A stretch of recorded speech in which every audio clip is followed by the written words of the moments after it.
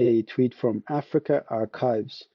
This is a colorized photo dating back to 1955. This is less than 70 years ago. This is what, 67 years ago now, 68, during Belgium's occupation of Congo. So a Belgian father brought an African child, the way you go and you bring a cat, a kitten, a dog, a puppy for your kids. This Belgian father goes and he brings an African child for his kids.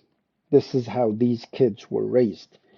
And this is how this child, very likely and very likely alive today, very likely and possibly many like him at this time, possibly parents, grandparents alive today, maybe great grandparents alive today.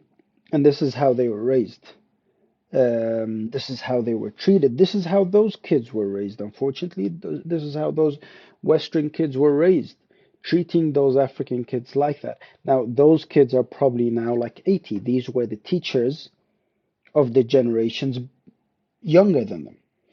Yet, imagine that today, many Africans, many Arabs, many Muslims that were raised and treated like this, their grandchildren, so this child here, his grandchildren, many of them actually believe in Western superiority in the sense that they do listen to Western morality. They allow the West to lecture them on morality. Look at what the West does today. They go into all the so-called third world countries, developing countries, into Muslim countries, into African countries, and lecture them on women's rights, workers' rights, as if Europeans have the moral high ground here.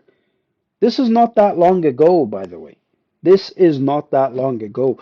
Those kids that had a pet black child are very likely alive today. They're very likely alive. They're very likely parents and grandparents and so on, and may have raised their kids in a certain way. Now, listen, children are not to be blamed for what was forced upon them. But my point is that this kind of uh, childhood does affect a person, of course. It affects the black child and it affects the white children. They have this sense of superiority naturally. Naturally, they have this source of superiority because they were raised in this way. They were raised with these ideas. And this is actually what you see in the West today. As a man growing up in the West with ties outside of the West, I see it. I see it in Westerners. I see it in how they talk, even when they don't intend it. Many Westerners subconsciously hold this idea of Western superiority. And unfortunately, many Easterners, many Africans, Arabs, and Muslims do hold this idea of this inferiority complex that they do actually look to the West as superior. Let me give you one example. One colleague, when I expressed to him my religious practices and the fact that I do abide by them, the fact that I don't drink, the fact that I don't practice extramarital relationships and intimacy, his natural response, unintendedly, by the way, this is why I didn't take offense. I know he did not intend it. But he said, "Oh, I'm quite surprised. You seem like quite a modern person. So the fact that I'm not living by his standards, it makes me a backwards person and not a modern person." And this is the Western ideology. They are raised this way and they do think that their way is the superior way, the modern way, and the cultures of others are the backwards ways. Again, here, look at the way the Africans were treated. This is a human zoo where these white Westerners in Belgium, 1958, would come to watch this child like he's a little monkey or a gorilla. This is disgusting. And again, we're lucky that black people want equality and not revenge. Very true. Very true. And I think many are starting to want revenge because the reality is that white superiority really much exists today. And by the way, there might be some liberals listening to this and they're thinking, yeah, white superiority, white supremacists. No, no, no, no. The liberal ideology really has that idea as well. The only difference is the right wing and the white supremacists and the extreme right wing, they have this idea that they are superior because of their white skin, their genetics, and so on. The liberals and the leftist ideology, they think their way of life is the superior way of life and that others should act like them. They call for diversity. They call for diversity of colors. Diversity of color. People should look different. People should, but they really don't call for diversity of ideas. This is why if you oppose any liberal ideas, you oppose any liberal ideologies like LGBT and certain things that they promote as women's rights and women's empowerment. This is how they label them. And the devil always, and Satan, Shaitan always beautifies and decorates sin and evil. They call, today allowing kids to change their gender, kids freedom and embracing themselves when they are in reality castrating little boys and sexualizing little girls and boys.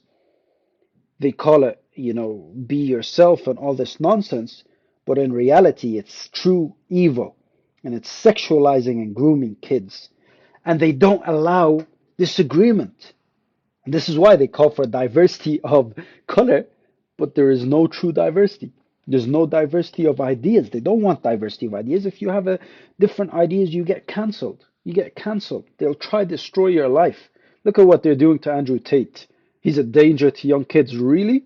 He's a danger to young kids, not Lil Nas with his video twerking on the devil and what the Lizzo and Nicki Minaj and all these, glorified strippers and glorified prostitutes.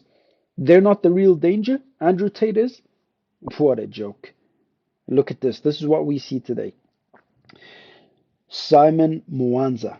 He said, he's the Zambian vice president, 1967 to 1970. He said, if we don't handle our independence very well, colonizers will come back in form of investors. This is what we see today, by the way. The colonizers are not there physically, but they really are there. Look at Africa.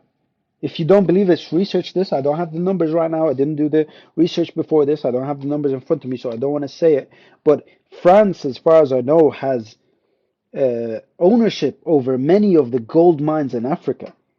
Or that it's not necessarily ownership. I don't know what it is, but they literally take like 100% of the gold from many of the countries, such as Congo and so on.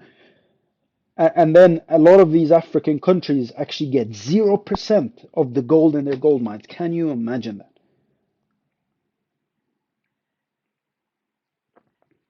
Anyways, yeah, so that's it for today.